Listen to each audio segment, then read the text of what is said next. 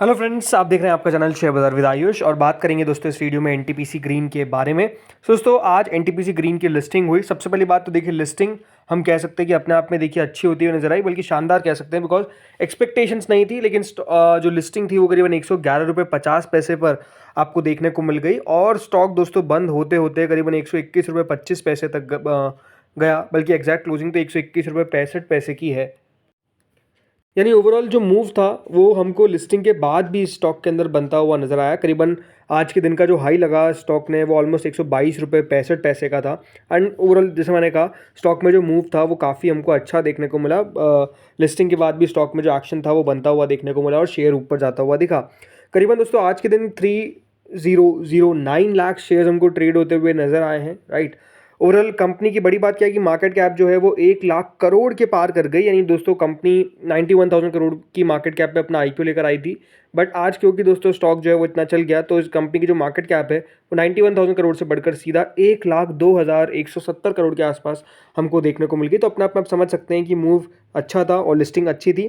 तो इसी कारण दोस्तों जो कंपनी की मार्केट कैप है उसके अंदर भी आपको 1 लाख करोड़ का जो मार्क है वो ओवरऑल टच होता हुआ नजर आता है। तो जैसे मैंने बताया दोस्तों, एनएसई पे 3.24% के प्रीमियम के साथ आपको लिस्ट होता हुआ नजर आया ये आईपीओ, राइट।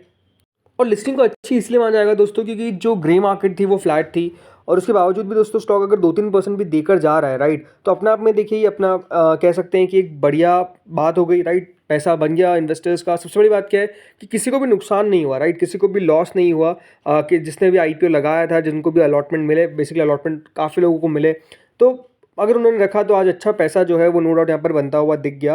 और सिंपल सी बात दोस्तों, यहाँ पर रखने से पैसा बना है और कोई ज़्यादा दिक्कत नहीं आई। देखिए एनटीपीसी ग्रीन एनर्जी याद रखिएगा अब महारत्न सेंट्रल पब्लिक सेक्टर एंटरप्राइज है with a renewable energy portfolio including solar and wind power assets. याद रखिएगा जो 10,000 करोड़ कंपनी रेस करे उसमें से 7,500 करोड़ रुपए जो है वो कंपनी बेसिकली अपने डेट के ऊपर खर्च करती हुई नजर आएगी। जो इनकी एक सब्सिडरी है एनटीपीसी रिन्यूएबल एनर्जी लिमिटेड, वहां पर याद रखिएगा कंपनी जो आउटस्टैंडिंग लोन है या फिर पोर्शन है उसको यूटिलाइज करेगी। ओके, तो पैसा कहाँ खर्च होने वाला है ये तो आपको पता होना चाहिए। अब ये सब तो ठीक है दोस्तों, लेकिन कंपनी का जो मैनेजमेंट है, राइट, उनकी तरफ से भी बहुत सारी बातें बताई गई आज, तो वही आपको बताता हूँ। तो सबसे पहले बात तो दोस्तों कंपनी की मैनेजमेंट ने बताया कि जो मनी हमने रेस करी है through initial public offering, right, वो प्राइमरली सपोर्ट करेगी नए सोलार और विंड प्रोजेक्ट्स को। और जैसे आपको बताया डेट रीस्ट्रक्चरिंग पे कंपनी ने बताया दोस्तों कि इनका ये ओवरऑल टारगेट है कि वो किस तरीके से अचीव कर सके commission capacity of almost 19,000 megawatt by 2026-2027। ये बेसिकली दोस्तों एनटीपीसी के जो सीएमडी है, एनटीपीसी ग्रीन एनर्जी के सीएमडी है गुरदीप सिंह, उनकी तरह दोस्तों साफ साफ कहा गया है। एनटीपीसी का दोस्तों ये प्लान है कि वो अपने आप को एक्सपांड करेंगे in the renewable capacity to 60 gigawatt by 2032, right. मतलब 2032 तक कंपनी करीबन 60 गीगावाट की हो जाएगी। करंट कैपेसिटी कंपनी की याद रखिएगा करीबन 3 गीगावाट के आसपास है, 3.3 के आसपास है। लेकिन कंपनी जो है वो इससे बढ़ते हुए, राइट, ऑलमोस्ट दोस्तों 60 गीगावाट, यानी आज जो कंपनी की कैपेसिटी है उससे 20 गुना ज़्यादा कंपनी को कैपेसिटी करनी है। कितने सालों के अंदर? ऑलमोस्ट दोस्तों अगले 8 सालों के अंदर कंपनी का ये प्लान है। बाकी जो कंपनी के मैनेजमेंट से कुछ इंपॉर्टेंट याद रखिएगा सवाल पूछे गए तो उसके बारे में आपको बताता हूँ। तो देखिए सबसे पहले तो यही पूछा गया कि जो 10,000 करोड़ रुपए आपने रेज करें थ्रू फ्रेश इशू, इससे बैलेंस शीट पे कितना इंपैक्ट आता हुआ नजर आएगा इन टर्म्स ऑफ डेट, और इससे कंपनी कितना इंटरेस्ट कॉस्ट जो है वो बेसिकली बचा सकती है। तो देखिए उन्होंने साफ साफ कहा कि वो जो पैसा है उसको यूटिलाइज करेंगे this money for funding our new projects capex required जो जी नए प्रोजेक्ट्स के लिए। उन्होंने कहा कि मैं आपको बताता हूँ कि हमारे पास अभी 13,000 से लगाकर 16,000 megawatt solar project plus wind projects के साथ आपको कैपेसिटी देखने को मिल जाती है जो अंडर एग्जीक्यूशन है। उन्होंने कहा कि we are going to commission 3,000 megawatt this by March 25, another 5,000 megawatt by 26 और 8,000 मेगावाट बाय मार्च 27।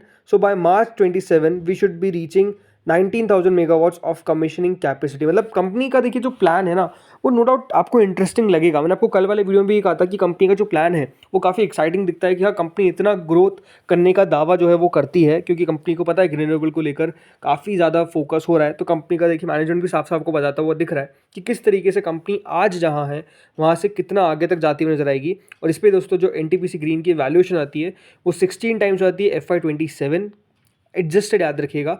और जो कंपनी की वैल्यूएशन है FY28 में वो 13 टाइम्स हो जाती है EV टू EBITDA, ठीक है। कंपनी दोस्तों ये पूछा गया कि आपकी जो करंट डेट है वो कितनी है, तो उन्होंने कहा कि the requirement of the capex is going to be let's say 5 crore पर मेगावाट फॉर सोलार और 8 करोड़ फॉर विंड। तो उन्होंने ये बताया कि देखिए अभी तो डेट ठीक है जो भी है, लेकिन बड़ी बात ये कही कि कंपनी को 1 मेगावाट लगाने के लिए, ये बहुत इंपॉर्टेंट है कि देखिए सोलार में कंपनी को अगर 1 मेगावाट लगाना है तो उसके लिए 5 करोड़ रुपए कंपनी को खर्च करने पड़ते हैं, और अगर विंड में कंपनी को 1 मेगावाट लगाना है तो कितना रुपए खर्च करना पड़ता है, सीधा 8 करोड़। तो कंपनी ने ये कहा कि हम जो है वो प्लान कर रहे हैं कि किस तरीके से अपने रिक्वायरमेंट्स को देखें। सो कंपनी ने कहा कि हमारा ऑलमोस्ट 80 to 90% तो जाएगा इन सोलार और 10 से 20% विंड के अंदर जाएगा। तो कंपनी ने ये बताया कि जो इनको करंट रिक्वायरमेंट है या फिर जो रिक्वायरमेंट रहने वाली कैपेक्स की अप टू मार्च 27, ये 1 लाख करोड़ से ज़्यादा की है, और 2030 तक कंपनी को 3.25 लाख करोड़ रुपए चाहिए फॉर सोलार प्लस विंड। लेकिन उन्होंने ये भी कहा कि let me add the most important part and the most important part is that there will be an investment which will be in the storage which will be battery plus plump storage, and also going forward there is another one which is going to be green molecule and its derivatives। मतलब company ने बताया कि यहाँ पर investment जो है वो होता हुआ दिखेगा, ह्यूज कैपेक्स की रिक्वायरमेंट चाहिए आगे चलकर जो कंपनी कह रही है। उन्होंने ये भी कहा कि we will be seeing that we are not going to cross the limit and we will be having internal accruals. मतलब कंपनी के पास जो कंपनी पैसा कमाएगी उसी से कंपनी जो है वो आगे के जो डेट है उसको रीस्ट्रक्चर करती हुई नजर आएगी, बेसिकली साफ कहा गया है। तो आई थिंक इंटरेस्टिंग बात ज़रूर है दोस्तों कि हाँ कंपनी कितना ग्रो करती है हमको आने वाले समय पता चलेगा, राइट। बाजार इसी को देखता हुआ दिख रहा है। बट इसके अलावा भी दोस्तों कुछ इंपॉर्टेंट बातें जो आपको ध्यान रखनी है। सबसे पहली बात तो ये भी ध्यान रखिएगा, कंपनी में आपको एंकर इन्वेस्टर्स आते हुए नजर आए थे, और एंकर इन्वेस्टर्स का दोस्तों एक होता है पर्टिकुलर टाइम जब वो कंपनी से निकलते हैं, तो जब तक वो रहते हैं उसको लॉक इन पीरियड बोलते हैं। तो देखिए जो लॉक इन पीरियड है, पहला लॉक इन पीरियड है जब कंपनी में जो एंकर इन्वेस्टर्स आए हैं वो अपना 50% हिस्सा बेच सकते हैं। वो 25 दिसंबर को याद रखिएगा दोस्तों ओपन होता हुआ नजर आएगा। यानी 25 दिसंबर को चाहे तो जो एंकर इन्वेस्टर्स है वो 50% अपना हिस्सा बेच सकते हैं, और बचा हुआ 50% हिस्सा जो है वो 23 फेब को चाहे तो वो बेच सकते हैं। तो ये बात ध्यान रखिएगा, जो एंकर इन्वेस्टर्स होते हैं उनके ऊपर लॉक इन रहता है। तो 25 दिसंबर और 23 फरवरी याद रखिएगा, ये दो इंपॉर्टेंट डेट्स है जब एंकर इन्वेस्टर्स जो है वो अपना हिस्सा बेचेंगे। क्योंकि होता क्या है ना, ये जो आईपीओ था इसके अंदर याद रखिएगा दोस्तों जो रिजर्वेशन था वो कितना था, almost 40% for the anchor investors. ये बात ध्यान रखिएगा, जो 40% शेयर अभी बाजार में आपको उतरते हुए नजर ही नहीं आए, बिकॉज ये लॉक इन है ना, इन शेयर्स का कोई ट्रेड हो सकता है, ना कोई बेच सकता है, ना कोई खरीद सकता है। अभी कौन कौन से शेयर्स बाजार में चल रहे हैं, QIB के चल रहे हैं, HNI के चल रहे हैं 26%, 13%, रिटेल के दोस्तों चलते हुए दिख रहे हैं आपको 8.79%, एम्प्लॉयज़ के 2.1%, और जो शेयर होल्डर कैटेगरी है उसके ऑलमोस्ट 10%, राइट। तो मार्केट्स में अभी जो टोटल ट्रेडेबल क्वांटिटी है वो 60% है, क्योंकि 40% जो है वो किसके पास है, वो है दोस्तों यहाँ पर एंकर इन्वेस्टर्स के पास। तो ये बात ध्यान रखिएगा, जब हमको ये 40% भी आता हुआ नजर आएगा तो बाजार में जो जिसको हम बोलते हैं फ्री फ्लोट मतलब कितने नंबर ऑफ शेयर्स बाजार में ट्रेड हो रहे हैं, तो ये आपको और बढ़ते हुए नजर आएंगे। देखिए जितना कम फ्री फ्लोट रहता है, जितना कम स्टॉक ट्रेड होता है, उतना उसकी वैल्यू बढ़ जाती है, ये भी बहुत बार देखा जाता है। तो फ्री फ्लोट ना होने के कारण भी स्टॉक में तेजी हमको देखने को मिलती है, बट ओवरऑल ये डेट आपको याद रखनी है। बाकी अभी दोस्तों कंपनी के जब सितंबर के रिजल्ट्स आए थे तो देखिए कंपनी की रेवेन्यू जो है वो 1082 करोड़ की थी, 86% का कंपनी का ऑपरेटिंग प्रॉफिट मार्जिन था, मुनाफा कंपनी का 175 करोड़ का देखने को मिला, जो प्रीवियस ईयर से हमको घटता हुआ नजर आया। देखिए बाजार ओवरऑल हमेशा बात ध्यान रखिए, लंबी अवधि में वैल्यूएशंस को कंसिडर करता है। अच्छी बात है, देखिए स्टॉक में हमको तेजी देखने को मिली है, बट अगर आप मुझसे पूछेंगे तो आई स्टिल फील कि इन वैल्यूएशंस पे क्या स्टॉक टिक पाएगा, थोड़ा सा मुश्किल लगता है। क्यों? बिकॉज सिंपल सी बात दोस्तों, वैल्यूएशंस कंपनी की थोड़ी सी एक्सपेंसिव नज़र आती है, बट लेट्स सी होता क्या है।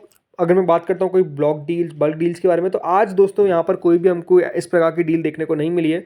बाकी क्या 130 रुपये, 150 रुपये शेयर जा सकता है, आई थिंक चांसेस थोड़े से कम नज़र आते हैं, बिकॉज अच्छी वैल्यूएशन पे कंपनी अपना आईपीओ लेकर आई, अच्छी वैल्यूएशन मतलब इन्वेस्टर्स के लिए उतनी जगह नहीं छोड़ी, और स्टॉक आज और चल गया। तो आई थिंक और इससे ऊपर जाना ये अपने आप में थोड़ा मुश्किल लगता है, बट क्योंकि स्टॉक अभी ट्रेड आपको करता हुआ दिख रहा है और कोई बहुत ज़्यादा दोस्तों यहाँ पर कह सकते हैं कि समय नहीं हुआ है, और स्टॉक में नो डाउट ट्रेडिंग थोड़ी सी आपको हायर ही देखने को मिलेगी, तो हो सकता है कि कल भी थोड़ी सी हायर ट्रेडिंग देखने को मिले, बट स्टिल आई थिंक थोड़ा सा वेट एंड वॉच आपको करना चाहिए। जिनके पास नहीं है पर्टिकुलरली उनकी बात मैं कर रहा हूँ। तो दोस्तों इस वीडियो में इतना ही था, होपफुली आपको वीडियो बढ़िया लगा होगा। अगर लगा तो लाइक कर देना, चैनल से पहली बार जुड़े सब्सक्राइब कर देना। Thank you friends for watching this video.